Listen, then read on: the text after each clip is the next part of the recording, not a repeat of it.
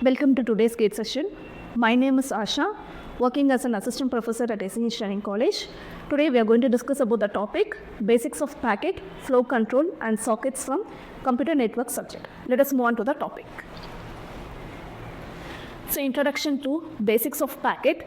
So packet is a unit of data which is transmitted between the sender and the receiver across a network.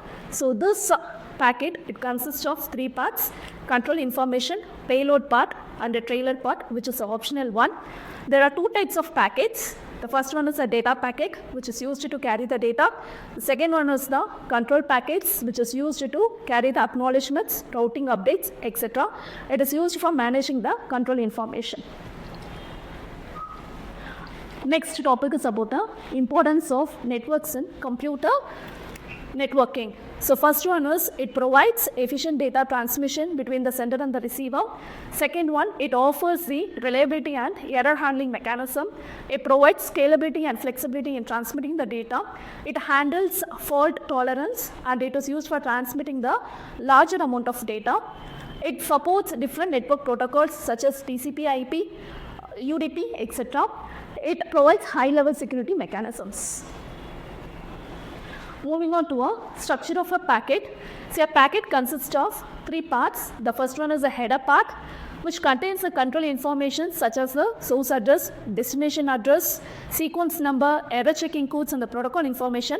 The second one is the payload part, which contains the actual data that has to be transmitted between the sender and the network across the network. The third part is a trailer part, which is an optional part, which includes the error detection mechanisms to check whether there is an error in the transmitted data. Moving on to the packet headers and their fields. A packet header is a control information which is added at the beginning of a data packet. It helps in routing, providing proper communication, detecting the error, etc. It also tells about the different types of network protocols such as TCP/IP, UDP, Ethernet, etc. So this packet header, it consists of source and destination address. So source address is nothing but the address of the sender and the destination address is nothing but the address of the receiver. It helps us to route the packets between the sender and the receiver, and the bit size for source and destination address is 32 bits.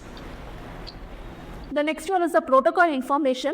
So this part, it specifies a type of protocols that are used in transmitting the packets between the sender and the receiver.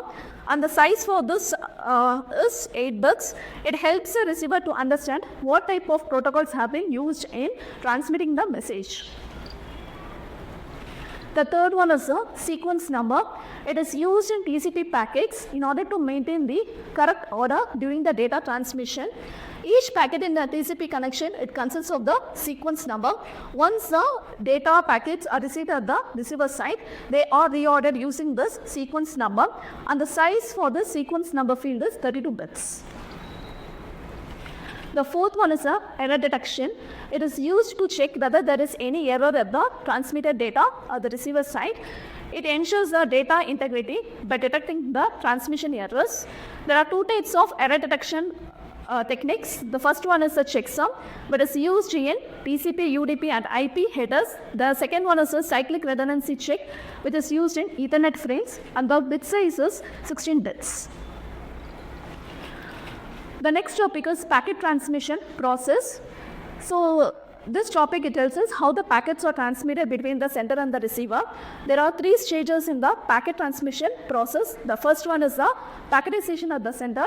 So the data which is present at the sender side, it is divided into small data and they are packed. So the different steps in packetization are: first one is data segmentation, second one is header addition, third one is encapsulation. In data segmentation process, the large data is divided into small chunks. Header addition, once the data are divided into smaller chunks, the header is added to the packets. Encapsulation, these headers are wrapped with protocols. So the second method is the routing of packets to the network. So once our packets are wrapped, they are transmitted from the sender to the receiver, the steps involved in routing are transmission, path selection, forwarding and handling network conditions. So transmission is that packets are sent to the nearest router through a switch or a gateway. Path selection, so for transmitting the packets from the sender to the receiver, the best path has to be selected. Forwarding, so once the best path has been selected, the packets are forwarded through the routers. And handling network conditions, if there is any congestion occurs, the packets take alternate routes. If there is any loss in data, the packets are retransmitted. Third one is reassembly of the receiver. So the destination packets are reassembled based on the sequence number. So the steps that are involved in reassembly are packet sorting, error checking, acknowledgement and decapsulation.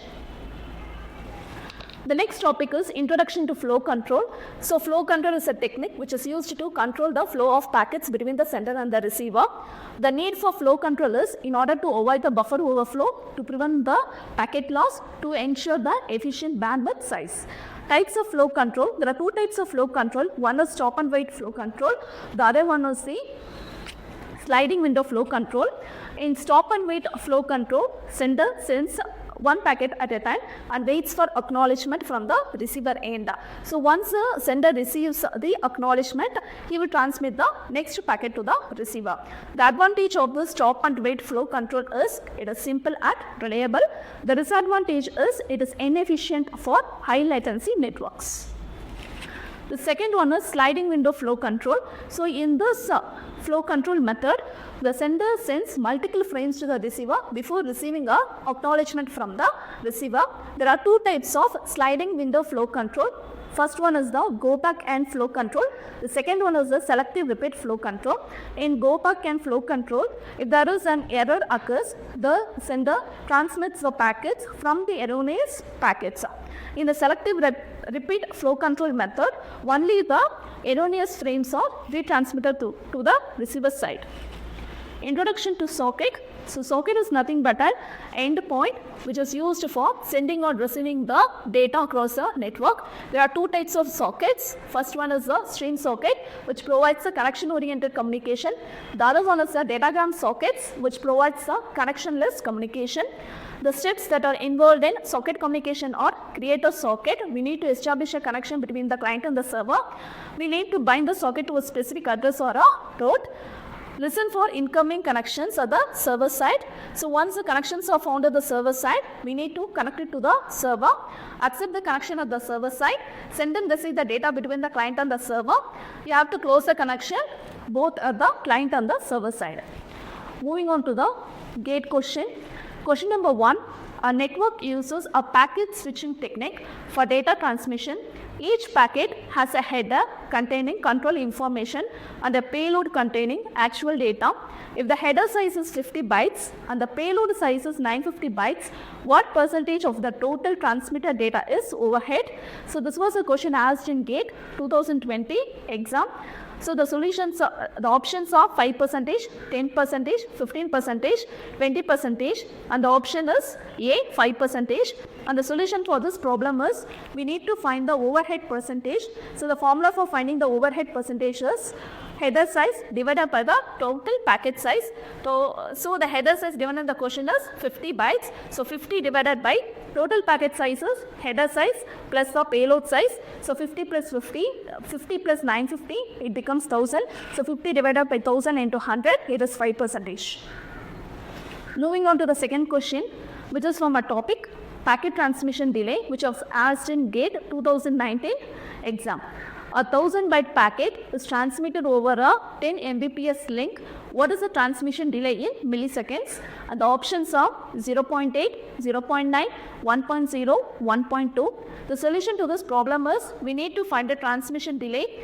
The formula for finding the transmission delay is equal to packet size in bytes divided by bandwidth in BPS. So here the packet size is given in byte, so we have to convert it into bits. So 1000 into 8, because 1 byte is equal to 8 bits, divided by bandwidth is given in Mbps, so we need to convert it into BPS, so we have to multiply by 10 to the power 6. So the answer is 0.8 millisecond. Moving on to the third question. A 10 Mbps link is used to transmit 500 byte packets between two nodes where each packet experiences a propagation delay of 2 ms and a queuing delay of 3 millisecond. What is the total delay per packet? The solutions are 3.4 millisecond, 4.4 millisecond, 5.4 millisecond, 6.4 millisecond. And the solution to this problem is total delay is equal to transmission delay plus propagation delay plus queuing delay. Already in the question, queuing delay and propagation delay has been given. So we need to find the transmission delay. So transmission delay, it is nothing but packet size divided by the speed. So it is 500 into 8. We are converting a byte into bits. So 500 into 8 divided by Mbps, we have to convert it into Bps. So we have to multiply it by 10 to the power 6. So transmission delay will be getting it as 0.4 millisecond. So total delay is transmission delay plus propagation delay plus queuing delay, which is nothing but 0.4 plus 2 plus 3, which is 5.4 millisecond. Fourth question, which is from the topic routing in packet switched networks, which was asked in GATE 2016. Which of the following routing technique is used in packet switched networks? The options are fixed routing, flooding, adaptive routing, all of the above. And the answer is all of the above, because we are using fixed routing, flooding and adaptive routing techniques are used in packet switched networks.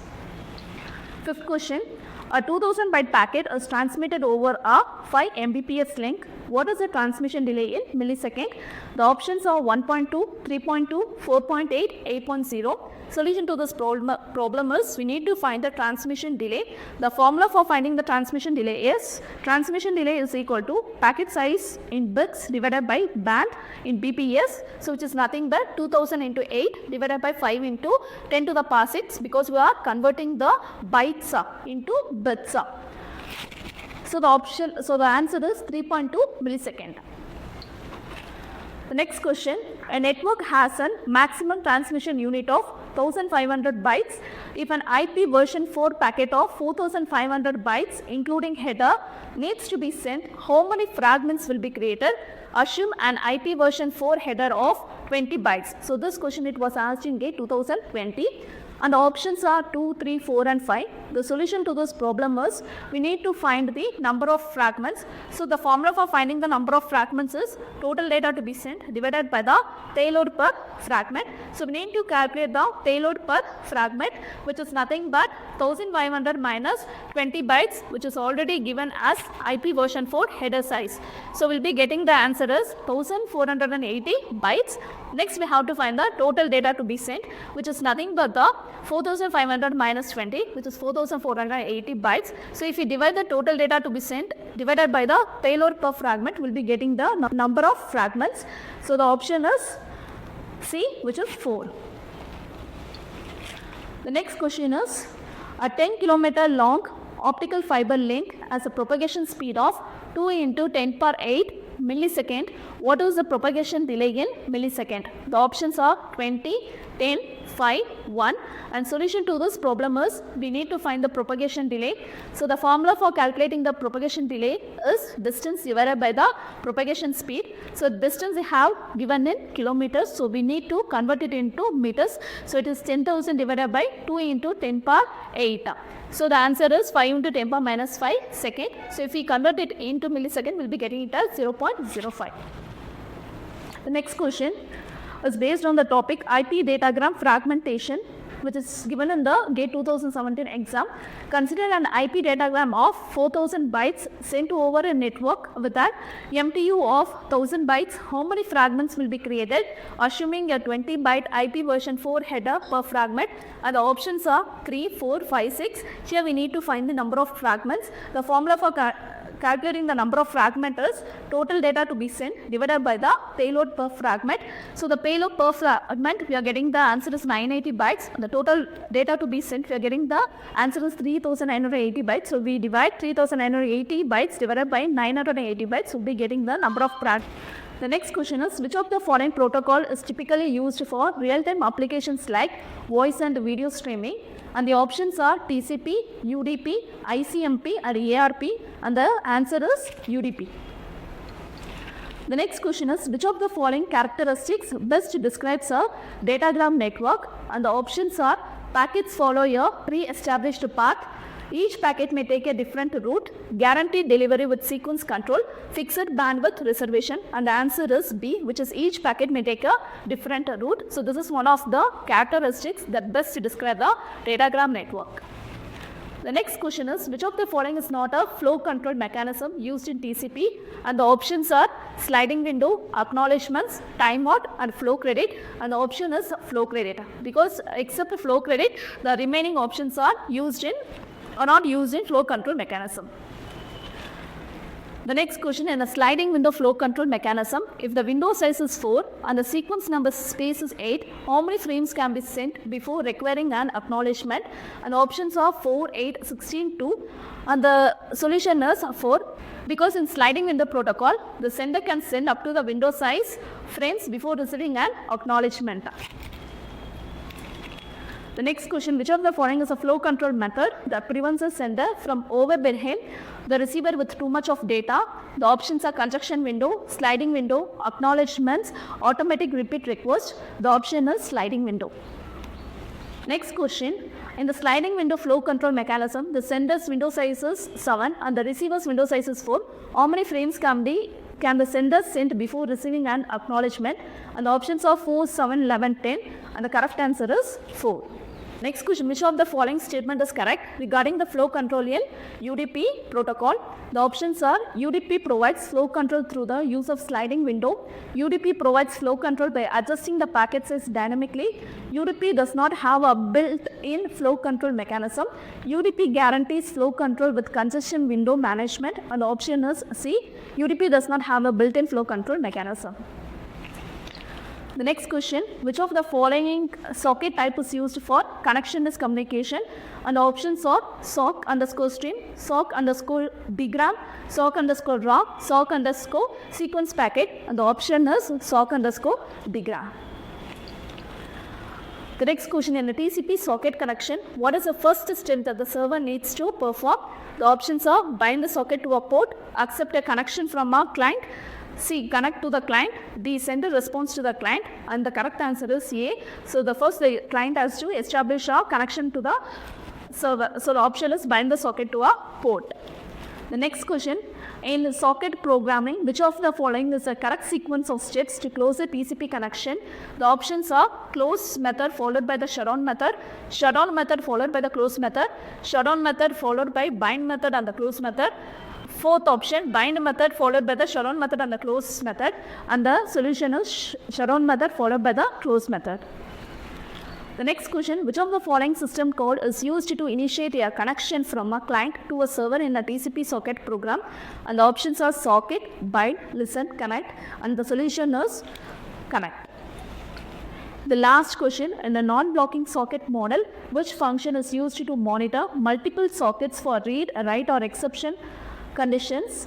The options are poll, select, receive, and send, and the solution to this question is select. Thank you. See you in next section.